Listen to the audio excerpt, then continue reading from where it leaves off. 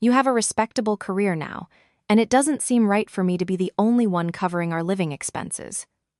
If we each pay half, it's fair, right? My husband's salary was $200,000 a year. I, while raising our child, was making just over $2,500 a month from a part-time job. And now, out of the blue, he wanted to split the living expenses. Having worked for years as a bank teller before quitting when our son was born, I felt a gut instinct. There was something my husband wasn't telling me.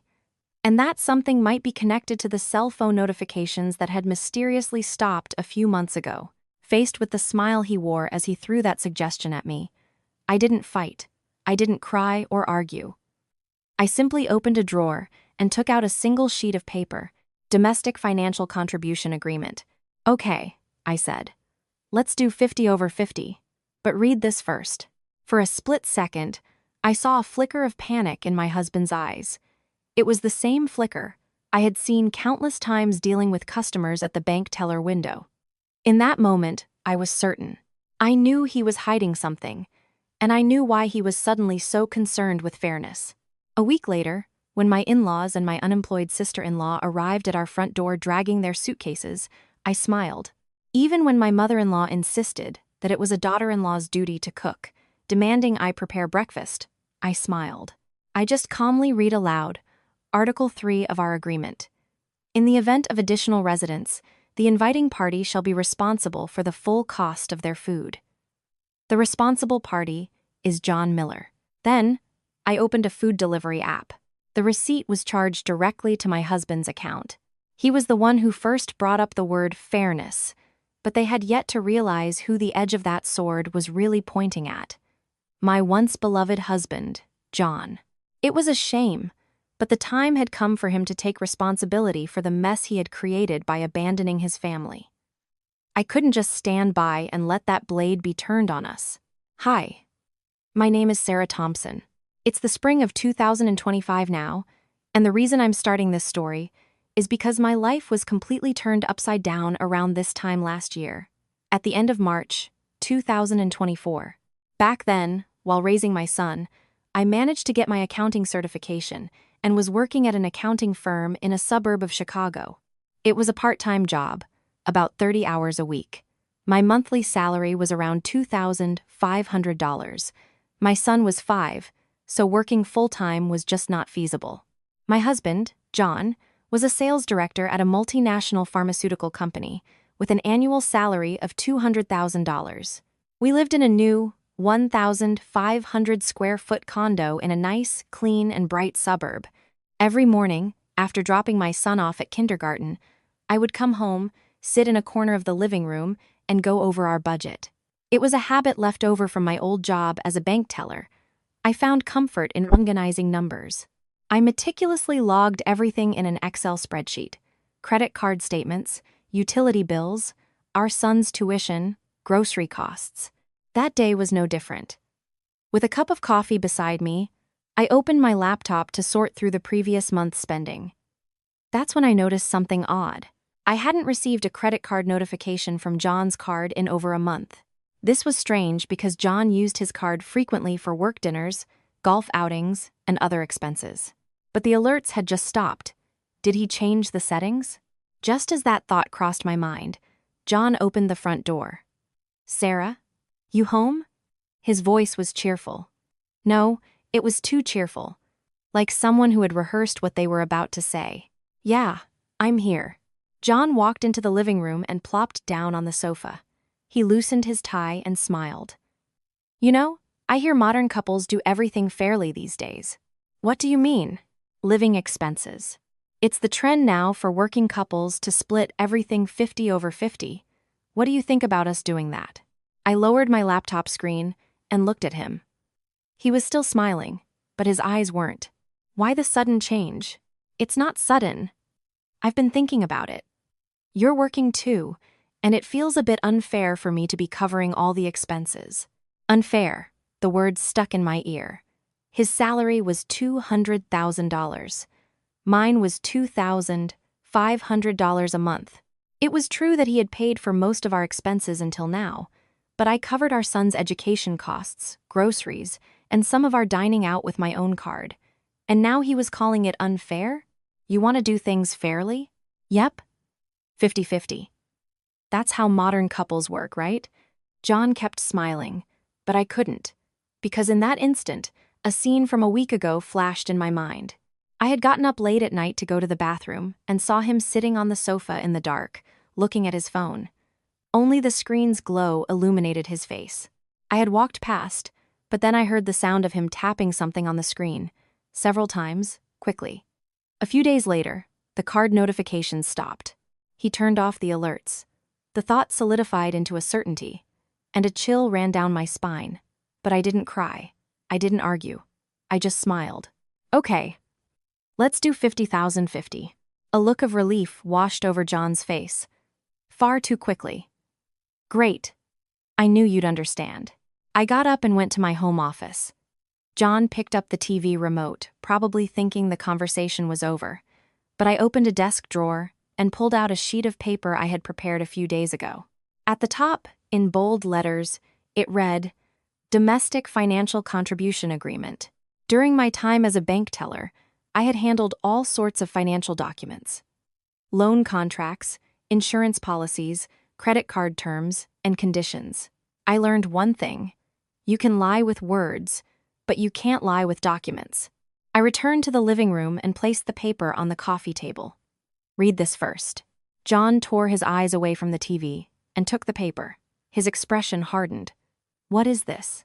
An agreement. If we're going to be fair, we need rules. He picked up the document, his eyes narrowing as he began to read. I watched him silently. The agreement contained a few key clauses.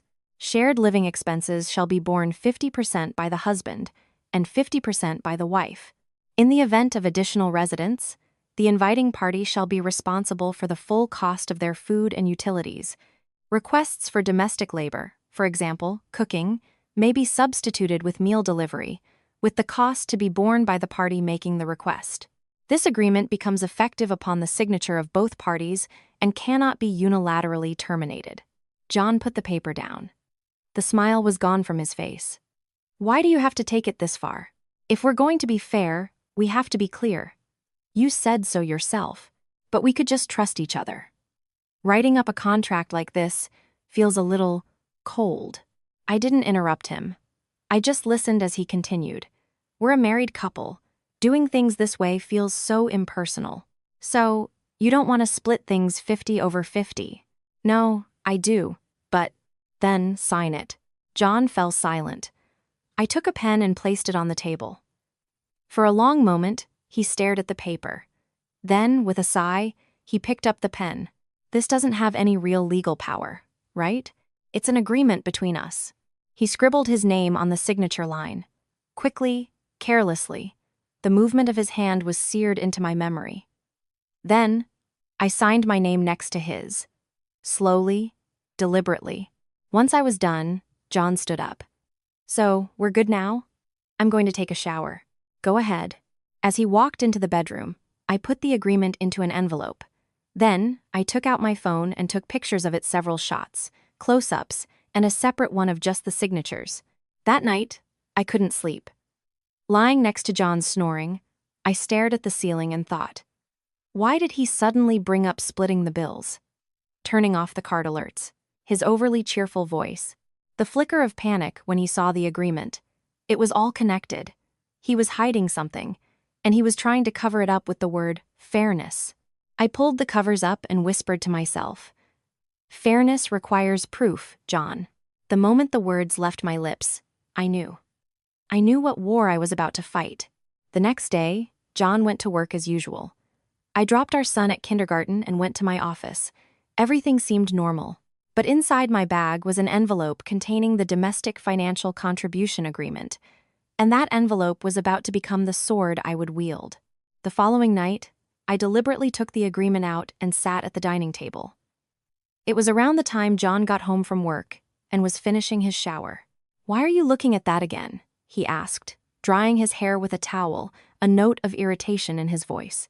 I just want to be sure we understand all the clauses. Let's read it together. I already read it.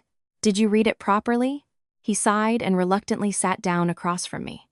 I unfolded the paper and read each clause aloud. Clause 1. Shared living expenses shall be borne 50% by the husband and 50% by the wife. This is what you wanted, right? Yeah. Clause 2. In the event of additional residence, the inviting party shall be responsible for the full cost of their food and utilities. John's hands froze. With the towel still draped around his neck, he stared at me. Additional residence? What does that mean? For example, if my parents visit, or your parents visit, the person who invited them pays for their expenses. Who's coming over? Why would you even write that? You never know. It's always better to set the rules in advance. I said it with a smile. John's expression was strange. He looked like someone who had just walked into a trap. Clause 3. Requests for domestic labor may be substituted with meal delivery, with the cost to be borne by the party making the request. What this means is, if someone tells me to cook a meal, I can order delivery instead, and the person who asked for the meal has to pay for it. Are you trying to be difficult? John's voice rose. I looked up at him. I'm not being difficult. I'm being fair. You were the one who wanted to split things 50/50. I was talking about living expenses, not about dissecting every little thing like this. Then what is it? Fairness that you get to define however you want? I asked, my smile gone. John fell silent. You brought up fairness first, so I'm just trying to be fair. If you don't like this, let's just tear up the agreement, and we can go back to how things were. He didn't say anything for a long time. Then he grabbed his phone and retreated to the sofa. Fine. We'll do it your way. As I folded the agreement, I murmured, You already signed it. That night, John didn't speak to me. I was fine with that. I wasn't after his approval. I was after his signature. A few days later, I placed the agreement in a clear plastic sleeve and stored it deep inside a desk drawer. I also backed up the photos to the cloud, just in case. About a week went by. One evening, John came home and took a phone call that changed his expression. Yeah, okay. Right? When?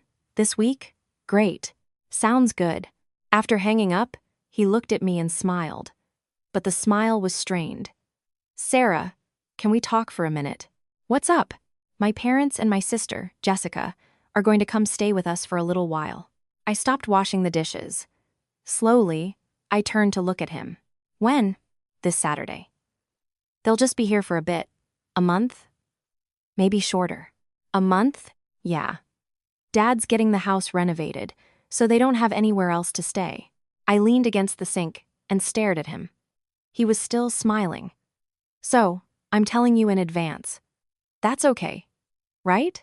You're not asking me. You're informing me. Why do you have to be like that? They're your family. What can I say? I replied with a smile. Relief washed over his face. Great. I knew you'd understand. As John went into the bedroom, I finished the dishes. Then I went to the office and opened the drawer. I could see the agreement in its plastic sleeve. In the event of additional residence, the inviting party shall be responsible for the full cost of their food and utilities. I traced the sentence with my finger and let out a small, quiet laugh. The fairness starts now, John. On Saturday morning, the doorbell rang. John rushed to open it. Mom, Dad, Jessica, come on in. My mother-in-law rolled a suitcase inside, followed by my father-in-law and my sister-in-law, Jessica. There were 3 suitcases in total. Oh, the place is nice. These suburbs are so clean, my mother-in-law commented, looking around the living room. I greeted them at the entrance. Welcome, Mom. Sarah, good to see you, she said, patting my shoulder as she walked past. Jessica didn't even look at me, collapsing onto the sofa. John, what's the Wi-Fi password? Huh? Oh, 1 second. I'll get it for you. As John hurried over to his sister, I looked at the suitcases left in the entryway. There were far too many for a 1-month stay. My father-in-law passed by me and whispered, Sorry for the inconvenience. Not at all. Please make yourselves comfortable. He nodded and went into the master bedroom. My mother-in-law followed, her voice booming. The room is big, but the bed's a little small. John, where are we going to put our bedding? I'll get it, Mom. John bustled around. I stood in the kitchen and watched. Jessica was lying on the sofa, scrolling through her phone. Her purse and makeup were already scattered across the coffee table. That evening, my mother-in-law came into the kitchen. "Sarah, we'll eat breakfast at home tomorrow, right?" "Yes. A home-cooked breakfast is the best. Our John always used to eat a big breakfast before work." I paused my dishwashing and looked at her. She was opening the refrigerator. "We should make some side dishes, too. You have kimchi." "Sarah, do you know how to make seasoned vegetables?" "Mom, I have to leave early for work tomorrow morning." "Work? What work? It's the weekend." "I have some things to wrap up at the office." She closed the refrigerator door and looked at me, her expression hardening. What kind of work is so important that a daughter-in-law can't even handle her household duties? I didn't say anything, just continued with the dishes. She sighed and went back to the living room. I heard her complaining to John. "That Sarah of yours is something else." I mentioned breakfast, and she didn't even give me a proper answer. "Mom, Sarah's busy too." "Busy or not, you have to have some manners." I turned off the faucet, dried my hands, and went to the office. I opened the drawer and took out the agreement. "In the event of additional residents, the inviting party shall be responsible for the full cost of their food and utilities." I read the sentence again. Then I took out my phone and opened a food delivery app. The next morning, when my mother-in-law came into the kitchen, I had already ordered a full breakfast spread. "Mom, breakfast is on its way." "Delivery?" "Yes." I ordered some quiche and sandwiches. Her face soured. John rushed into the kitchen. "Sarah, what is this?" "It's Article 2 of the agreement. In the event of additional residents, the inviting party is responsible for food costs." "The responsible party is you, John Miller," I said with a smile, showing him my phone screen. The order details were there, along with the payment pending status. "Please add your credit card." I ordered for 4 people. For you, your mom, your dad, and Jessica. John's face went pale. In that moment, I knew. This war had just begun. When the food arrived, the atmosphere in the living room was glacial. My mother-in-law sat at the dining table, staring down at her quiche. My father-in-law pretended to read the newspaper, but he hadn't turned a single page. Only Jessica picked up a sandwich and took a bite. "This is good." "Where's it from, Sarah?" "It's a popular place nearby," I answered with a smile. John was just staring at his phone, probably waiting for the payment notification. My mother-in-law put her fork down. "Sarah, we need to talk." "Yes, Mom?" "Breakfast should be made at home. It's a family thing. Delivery food is for once in a while. We can't be ordering like this every day." "Mom, I'm busy getting ready for work in the mornings." "Still, a daughter-in-law should set the table," she said, her voice rising. I took a bite of my quiche, chewed slowly, swallowed, and then spoke. "Mom, it's in the agreement. Requests for domestic labor can be substituted with meal delivery." "What agreement?" she asked, looking at John. He turned his head away. "John, what is she talking about?" "Mom, I'll explain later." "What kind of agreement do you two have?" "You're a married couple," she exclaimed. I took out my phone and showed her the picture of the signed document. We both agreed to this. "To live fairly." "Fairly? This is fair?" She scoffed at the screen. "What kind of couple lives like this? John, get a grip. This is ridiculous." John said nothing. I put my phone back in my pocket. "Mom, please eat. It'll get cold." She picked up her fork and slammed it on the table. "No manners. Talking back to your mother-in-law."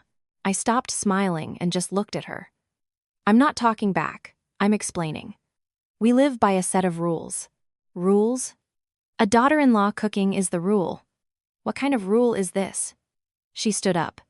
My father-in-law grabbed her arm. "Honey, let's eat first and talk later." "What is there to talk about? This house is completely upside down." She stormed off to her room, and the door slammed shut. The table was left with me, John, my father-in-law, and Jessica. Jessica finished her sandwich and stood up. "I'm going to go study in my room." "Jessica, you don't have a room here," John said. She pointed to the living room. "I'll study here. Please be quiet." Then she lay down on the sofa, opened a book, and pretended to read while looking at her phone. My father-in-law stood up and said quietly, "Sarah, I'm sorry. It's okay, Dad.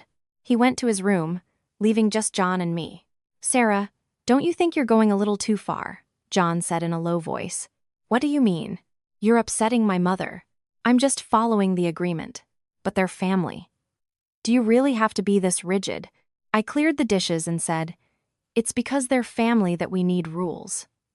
Otherwise, one person always ends up getting taken advantage of. John, lost for words, fell silent. I went to the kitchen to do the dishes. From that day on, the air in the house completely changed. My mother-in-law wouldn't even greet me, turning her head away whenever she saw me. Jessica completely took over the living room, the sofa, the coffee table. Even the TV remote became her property. When my son tried to play with his toys, she would snap at him. Nephew, can you be quiet? Your aunt is trying to study. Jessica, this is the living room, I'd say. I still need to concentrate. Please have him play in his room. I would take my son to his room. Mommy, why do we have to stay in our room? He would ask. Just for a little while, sweetie. But it wasn't just a little while. A week passed, then 2, and my in-laws showed no sign of leaving. Every morning, my mother-in-law would call for me. Sarah, make some side dishes. Mom, the agreement. Stop with the agreement. Can't a daughter-in-law do even that? I would smile, open the delivery app, order a set of gourmet side dishes, and send the receipt to John. 5-course side dish set. $78. Please pay. A reply would come from John. Sarah, this is too expensive. As per the agreement, the inviting party pays. Fine. It was like this every day. Whatever my mother-in-law demanded, I resolved with delivery and billed John. Kimchi, vegetables, soup, even rice. He was probably getting a dozen credit card alerts a day. One night, John called me into the office. Sarah, we need to talk. What is it? Can't we cut back on this? We're spending over $3,000 a month just on food delivery. Your mother is the one making the requests. But still, we have to control it. I turned my laptop screen to show him. It was an Excel file. What's this? An expense report. I've organized everything according to the agreement. Shared living expenses, 50/50. Food costs for additional residents, 100% your responsibility. It's all accurate. John looked at the screen and sighed. Sarah, are you trying to get revenge on me? Revenge? I'm just following the agreement. This isn't following the agreement. You're tormenting me. I stopped smiling and looked at him. You were the one who wanted to split things 50/50, so I'm just being fair. This isn't fairness. Then what is? Fairness that you get to define? John shut his mouth. I closed the laptop and stood up. This will all end when your family leaves. Or we can tear up the agreement and go back to how things were. Back to how things were? Yes. You pay for all the living expenses, and I do all the housework. Isn't that what you want? He didn't say anything. I went to my room. That night, John slept on the sofa. I lay next to my son, staring at the ceiling. The house was slowly turning into a battlefield. My mother-in-law would cluck her tongue whenever she saw me, and my sister-in-law was even taking her frustration out on my son. Only my father-in-law sat quietly, reading his paper and saying nothing. And John was growing more and more exhausted. But I wasn't going to stop, because I knew. I knew what he was hiding, why he had turned off the card notifications, and I was going to find out the answer very soon. As early summer arrived, the house felt even more suffocating. The air was heavy, even with the air conditioner running. John's family had been there for over a month with no intention of leaving. My mother-in-law had now made our kitchen her own domain. She'd open the fridge, rummage through containers, and use ingredients I had bought without asking. But she never actually cooked. Sarah, this has expired. Throw it out. Sarah, we're out of kimchi. Order more. Sarah, why are there no side dishes? Each time, I opened the delivery app, placed an order, and sent the receipt to John. He didn't even reply anymore. He just paid. One evening, my son was playing with his blocks in the living room. Jessica was lying on the sofa watching a drama. My son accidentally knocked over a tower of blocks, and the sound was a bit loud. Jessica shot up. Nephew, be quiet. Sorry, Auntie. Is sorry all you can say? I told you, I'm trying to study. You're watching a drama, Jessica, I said. She glared at me. Watching a drama is how I relax. I'm so stressed out I can't study. You always take his side. I'm a person too. I have a right to relax in this house. She stormed off to the guest room. My son looked at me, his eyes welling up. Mommy, did I do something wrong? No, sweetie, it's okay. I hugged him, but my chest felt tight. I wondered if this was right. That night, my mother-in-law came into the kitchen. Sarah, from tomorrow on, you're making breakfast. Mom, the agreement. Stop with that agreement. It's only natural for a daughter-in-law to cook. What's natural about it? I stopped washing the dishes and looked at her. Just because I'm a daughter-in-law doesn't mean I have to be the cook. Then what are you? You're not a daughter-in-law.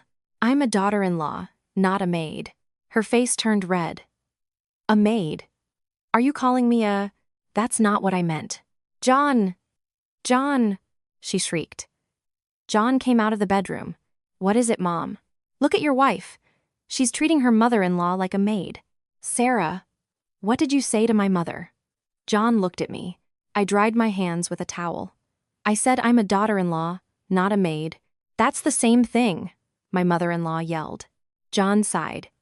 Sarah, apologize to Mom. What? Apologize. You hurt her feelings.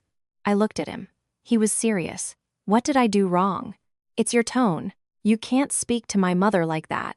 But I was telling the truth. Are you not going to apologize? His voice rose. I fell silent. My mother-in-law crossed her arms and glared at me.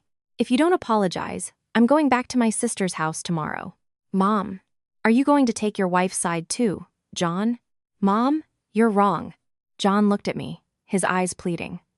Please, just this once. I smiled. I'm sorry, Mom. I spoke too harshly. She sniffed. Humph, a daughter-in-law should know her place. She went back to her room. John let out a sigh of relief. Thanks, Sarah. I didn't answer. I just finished the dishes. That night, after putting my son to bed, I couldn't sleep. Staring at the ceiling, I wondered, is this right? Am I doing the right thing by sticking to the agreement? Or am I being too harsh? Just then, my phone vibrated. It was a text from the credit card company. Chase Bank. Your payment has been declined due to exceeding the credit limit. I stared at the screen. It was John's card. Credit limit exceeded? I got up and turned on my laptop. I opened the file, where I tracked John's card usage. The numbers were all there. Delivery fees, side dish costs, utility bills. It was almost $5,000 a month, but that still didn't make sense. With a $200,000 salary, he shouldn't be maxing out his credit. I opened another file, one for his other credit cards. And that's when I saw it. Revolving credit balances, cash advances, card loans. Every single card was maxed out. My hands started to shake. I clicked around, searching for more. Loan records. 3 bank loans totaling $80,000. A high-interest loan from a payday lender for $20,000. And then, the final piece. A transfer history from a crypto exchange. Arshawen Meiyuan. He had put $200,000 into crypto, and it was all gone. I closed the laptop screen and covered my face with my hands. So, that's why he wanted to split the bills. He was trying to hide his debt by splitting the living expenses. And he brought his family over to push even more of the financial burden onto me. I went to the kitchen and drank a glass of water. My hands were still trembling. From the living room, I could hear the snoring of my in-laws. In the master bedroom, John was asleep. I leaned against the sink and whispered, I have nothing to lose in this house. That night, I made a decision. No more patience. No more being a victim. It was my turn to wield the sword. The next day during my lunch break, I sat alone in my office with a cup of coffee and my laptop. I wasn't just organizing a household budget anymore. I was building a case. I created a new Excel file titled John Miller. Financial flow tracking. First, I listed all of his credit cards. Chase, Capital One, Amex, Discover. 4 in total. I noted the credit limit and current balance for each. And then, the revolving balances and cash advance amounts. With each number I typed, my expression grew colder. His total credit card debt was over $60,000. Next were the loans. 3 from banks, 1 from a payday lender. When I saw the interest rate on the payday loan, 20% APR, I had to take a deep breath. Is this man insane? The total loan amount was $100,000. Then came the crypto exchange history. A Coinbase account in his name. I traced the deposits. A total of $200,000 had gone in. The current balance? $3,470. He had lost almost everything. I pulled up a calculator. $60K in credit card debt. $100K in loans. $200K in crypto losses. Total: $360,000. The monthly interest payments alone were over $7,000. His pre-tax salary was $200,000, which meant his take-home pay was around $10,000 a month. After paying $7,000 in interest, he was left with just $3,000. So that's why he needed me to split the bills. I scrolled down the spreadsheet and let out a hollow laugh. But it wasn't over. I also checked a futures trading app he used. I had accidentally seen his login information once. I logged in and found the transaction history. Losses: $120,000. I wanted to close the laptop, but I forced myself to keep going. I had to see it all. And then, at the very end, I found something strange. A wire transfer history from an account that wasn't in John's name. It was in my father-in-law's name. A transfer of $60,000. What is this? I dug deeper, logging into our shared online banking portal to check the transfer details. And I saw where the money had come from. A 401k loan. He had taken out a $60,000 loan against his father's retirement account, and John had taken the money. I felt like I couldn't breathe. His father probably doesn't even know. It was highly likely that John had used his father's name without permission to get the loan. I compiled all of this information into a single file and printed it out. As the papers came out of the printer, I listened to the sound. Whir, click, whir. A total of 15 pages. A document containing all of my husband's debts and lies. I placed the papers in a clear folder and tucked them deep inside my bag. I finally had my weapon. On the drive home, I thought about how to use it. I could confront John directly, but he would just deny it or get angry with me. I could show it to his parents, but my mother-in-law would surely blame me. The wife didn't take good care of her husband. I needed a different approach. It's all about timing. I had to reveal this at the right moment, in front of the right people. Only then would John have no excuses, and his family would be forced to face reality. When I got home, I could hear my mother-in-law's voice from the entryway. Sarah's home? Hurry up and get in here. We need to make dinner. I sighed and opened the door. I'm home, Mom. What took you so long? We're starving, she complained. I put down my bag and smiled. I'll order something. Delivery again? Sarah, can't you just cook for once? I'll follow the agreement, Mom. She clucked her tongue. I went to the kitchen and pulled out my phone. I opened the delivery app and chose the dinner menu. A family combo from a Chinese restaurant. After ordering, I sent the receipt to John. Dinner, $120. Please pay. A few minutes later, my phone rang. It was John. Sarah, I'm at work. Can you talk? Yes, go ahead. $120? Why did you order something so expensive for dinner? Your mother said she was craving Chinese food. Still, don't you think this is a bit much? I'm following the agreement. The inviting party pays for the additional residents' food. John sighed. Sarah, do we really have to live like this? You're the one who wanted to split things 50-50. I know, but do you want to go back to how things were? Tear up the agreement, and you can pay for everything? He paused. He couldn't answer my question, because he was already drowning in debt. I'll pay for it. Thank you. I hung up. I took the clear folder out of my bag and looked at the 15 pages of documents. All of John's secrets. I put it back in my bag and smiled to myself. Just wait a little longer, John. It'll all be over soon. That night, the Chinese food arrived. My mother-in-law complained even as she ate her lo mein. Delivery food just doesn't taste good. Nothing beats a home-cooked meal. I picked up a piece of sweet and sour pork and replied, "Then you're welcome to cook yourself, Mom." She put down her chopsticks. "What did you say? You can cook if you'd like. The kitchen is all yours. I'm the mother-in-law. You're the daughter-in-law." "I'm a daughter-in-law, not a personal chef." Her face turned red. John quickly intervened. "Mom, just eat." Sarah must be tired. Being tired is no excuse to talk like that. I smiled and said, "Mom, I'm not tired. I'm just being honest." The dinner table fell silent again. But I was fine, because now I held all the cards. I knew the truth that the numbers told, and soon everyone else would have to face that truth too. By midsummer, the house was even hotter. Even with the AC on full blast, the atmosphere didn't cool down. My mother-in-law demanded a full breakfast from the kitchen every morning. "Sarah, make some chicken noodle soup today." "Mom, I'll order it." "How can you order chicken noodle soup for delivery? They deliver everything these days." I smiled and opened the app, found a specialty soup place, and placed an order. My mother-in-law clucked her tongue. "You really are not qualified to be a daughter-in-law." "Qualified? Mom, I'm just following the agreement."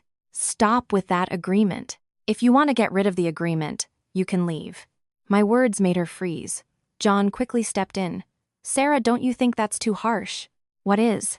Telling my mother to leave?" I gave her a choice. Either abide by the agreement or leave. John's face twisted, but he couldn't say anything, because he was the one who had signed it.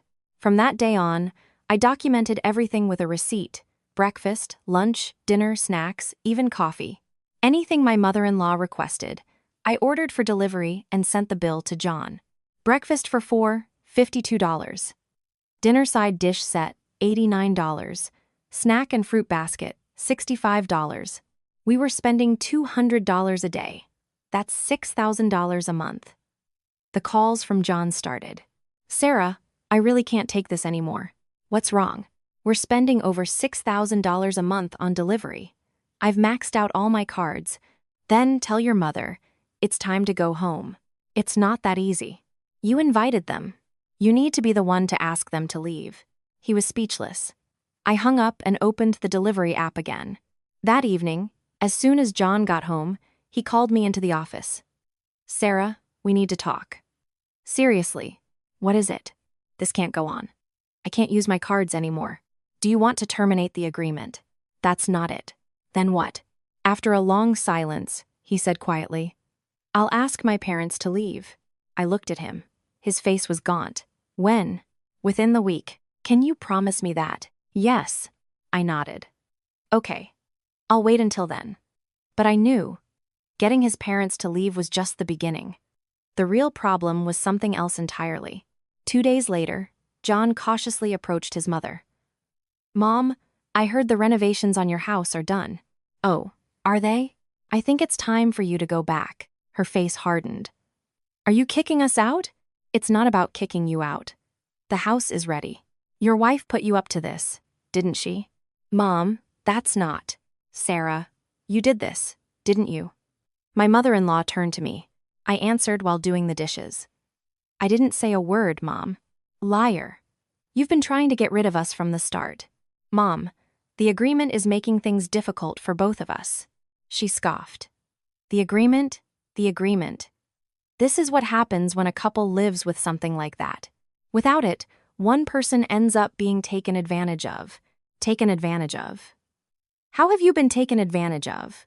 I stopped washing and looked at her. "You've been living in my house for free for 2 months. Isn't that being taken advantage of?" Her face turned beet red. "For free? We're family." "Family doesn't mean free." Just as she was about to approach me, John stepped in between us. "Mom, calm down." "Sarah, that's enough." My mother-in-law shoved him aside and stormed into her room, slamming the door. John looked at me. "Sarah, you went too far. I was just telling the truth. But you have to consider my mother's feelings. You only ever think about your mother's feelings. What about mine?" He fell silent. I finished the dishes and went to my room. That weekend, the in-laws packed their bags. My mother-in-law refused to look at me until the very end. Jessica clucked her tongue as she dragged her suitcase out. "I'm never coming back here, Sarah." "Okay," I replied with a smile. She slammed the door on her way out. Only my father-in-law said goodbye properly. "Sarah, we caused you a lot of trouble." "It's okay, Dad. Travel safely." He nodded and left. John went to see his parents off, and I was left alone in the living room. It was empty. The sofa, the coffee table, and the clean air. I threw open the windows. A breeze came in. Round one. Over. But the real fight was just beginning. I took the clear folder from my bag. 15 pages of documents, all of John's secrets. Now, I had to decide when and how to use them. That night, John came home looking grim. "Sarah, my mom is furious." "I'm sure she is.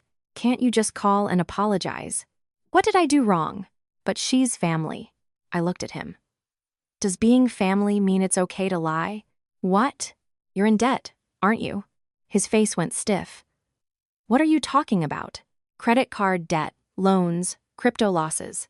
I know everything." "How? How did you?" "I used to be a bank teller. Tracking numbers is my specialty." John sank onto the sofa. "Sarah, how much is it?" "The grand total, a little over $300,000. I smiled. It was almost exactly what I had calculated. "So that's why you wanted to split the bills, to reduce your own expenses." He hung his head. "I'm sorry." "Does sorry fix it?" "Sarah, I'm really struggling right now. The interest payments are over $7,000 a month. That's your problem. But we're a couple. Can't we solve this together?" I looked at him. His eyes were desperate. "You made this debt by yourself. You have to take responsibility for it." "Sarah, I can't help you." He covered his face with his hands. I went into the bedroom. I took out the documents and read through them one more time. I made my decision. This has to go all the way. Because this debt had the power to ruin my life, too. I put the documents in an envelope and thought about what I had to do the next day. Schedule a consultation with a lawyer, confirm how to separate our assets, and prepare for a divorce. It was my turn to wield the sword. Fall arrived. Walking down streets covered in fallen leaves, I thought, this is the end. I had 3 consultations with a lawyer. I asked about asset separation, the divorce process, and my liability for his debt. The lawyer was clear. If the debt is not in your name, you have no legal responsibility to pay it. So his debt won't transfer to me? Even if it was incurred during the marriage, if you did not consent to it, and your name is not on it, it is separate. Investment losses, in particular, are considered a personal responsibility. I let out a sigh of relief. What about asset division? You divide the assets accumulated during the marriage. Since the condo is in both your names, you'll divide the equity. However, there's a risk his creditors could put a lien on the property, so it's best to settle this quickly. I nodded. How should I proceed with the divorce? An uncontested divorce is the fastest. If both parties agree, it can be finalized in a month.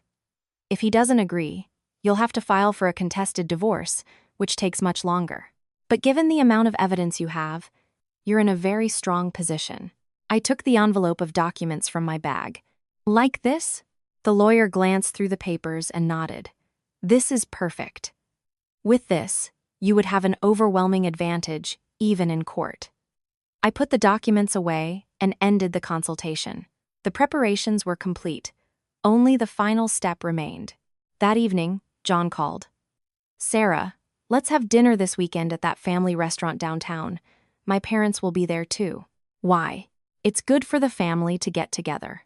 Things have been tense, so let's try to patch things up." I smiled. "Okay, I'll be there." He seemed surprised that I agreed so easily. His voice brightened. "Great, thanks. Let's meet at 6 on Saturday." I hung up and opened my bag, checking the envelope. This is the last time. On Saturday, we went to the restaurant. John's family was already there. His parents, Jessica, and him. I walked in holding my son's hand. No one greeted me. My mother-in-law turned her head away. Jessica stared at her phone. Only my father-in-law gave a small nod. John pulled out a chair for me, smiling. Here, have a seat. What should we order? Anything's fine. I set my bag down beside me. While John was looking at the menu, my mother-in-law spoke.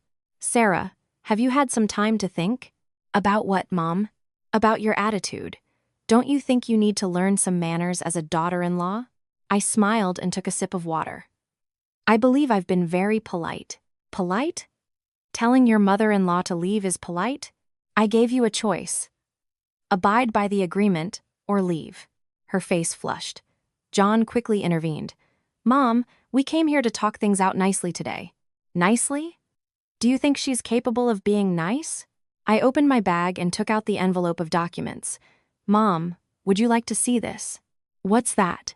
It's a summary of John's debts. I spread the papers out on the table. Credit card debt, $60,000. Bank loans, $80,000. Payday loan, $20,000. Crypto losses, $200,000. Futures trading losses, $120,000. And, on the last page, a $60,000 loan against his father's retirement account. My mother-in-law's face went rigid. My father-in-law picked up the documents. What is this? It's the money John lost from investing, and the debt he took on to cover his losses. John grabbed my wrist. Sarah, why are you doing this here? We're all family. We should all know. I shook his hand off and passed the papers around. This is the credit card debt, these are the loans, and this is the crypto. My mother-in-law's hands trembled as she looked at the papers. John, what is this? Mom. You put $200,000 into crypto? He hung his head. I'm sorry. Sorry? You think sorry is going to fix this? Her voice shook.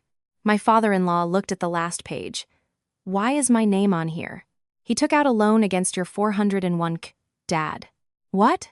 His hands started to shake. He looked at John. John, is this true? Dad, I needed the money urgently.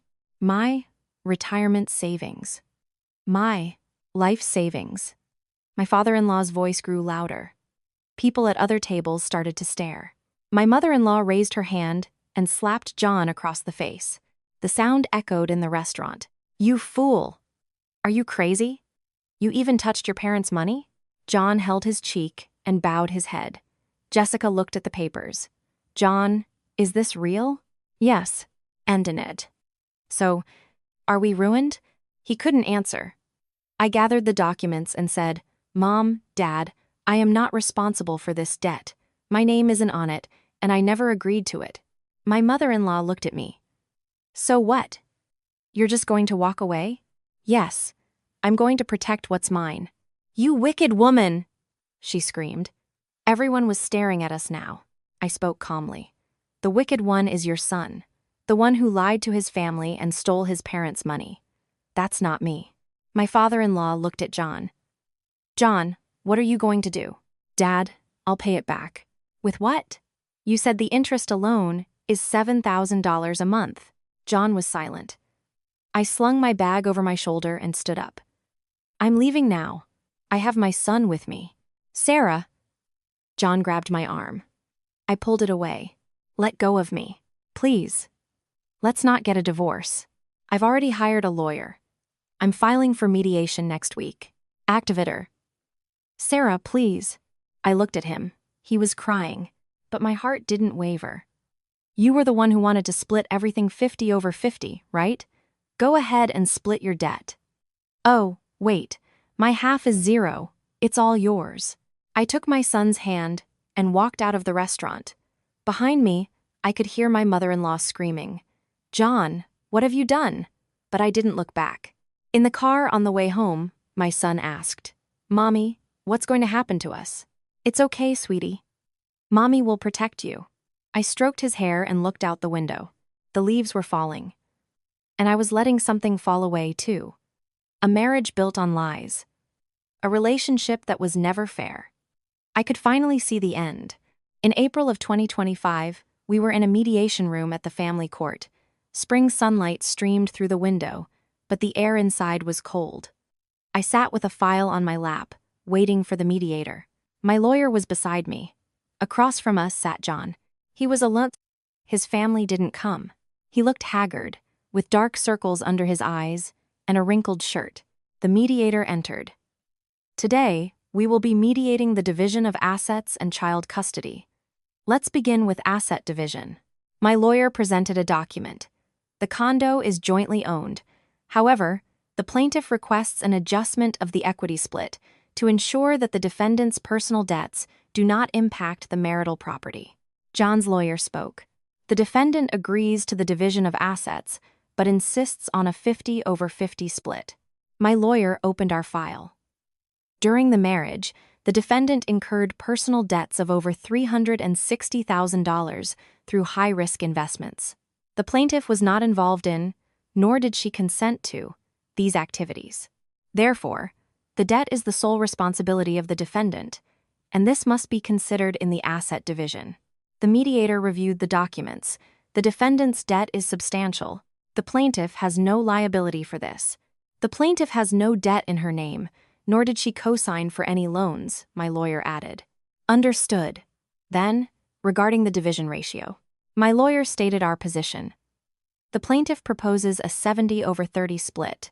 Considering she will be raising the child, this is a reasonable request. John looked up. Sarah, isn't that too much? I looked back at him. Because of your debt, our condo could be seized by creditors. I have to protect the home where I'll be raising our son. I need a place to live, too. You're on your own. You can rent a studio. He fell silent. The mediator spoke. Do both parties agree to a 70-over-30 split? John's lawyer whispered something to him. John nodded. We agree. Very well. Next, child custody. The plaintiff will be the primary custodial parent. The defendant will have visitation rights once a month. Child support, considering the defendant's current financial situation, will be set at $500 a month. John hung his head. A $200,000 salary, and child support was only $500. His debt had brought him to this. After the mediation, I walked out into the hallway. John followed me. Sarah. I stopped and turned. What? I'm sorry. You're sorry now? I'm really struggling. Word got out at my company, so my promotion is gone. I'm getting calls from debt collectors. I looked at him. He was broken. That was your choice. Can't you give me one more chance? Can't we start over? No. Why? Because you're a liar. You lied to me, to our family, and even to your own parents. I can change. I can't trust you. He reached for my hand. I stepped back. Don't touch me, Sarah. It's over. Take responsibility for your own life. I turned and walked away. He called my name from behind, but I didn't look back. As I rode the elevator down, tears started to fall. But they weren't tears of sadness. They were tears of relief. A month later, the divorce was finalized. I received 70% of the condo's equity, and the rest went to John. My son and I stayed in the house. John moved into a small studio apartment in the city. I cut off all contact with his family. My mother-in-law called a few times, but I didn't answer. I only received one text message from my father-in-law. Sarah, I'm sorry. Please raise your son well. I replied. It's okay, Dad. Please take care of your health. That was the last I heard from them. The seasons changed, and summer came.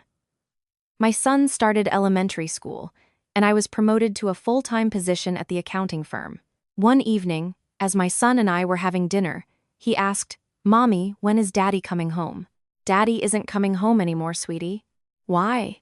Mommy and Daddy decided to live in different houses now. Is it because of me? I pulled him into a hug. No, it was a problem between Mommy and Daddy. You did nothing wrong. So I'll live with you. And see, Daddy sometimes? He nodded and went back to eating his dinner. Looking at him, I thought, I did the right thing. About 6 months after the divorce, John called me. Sarah, it's me. What is it?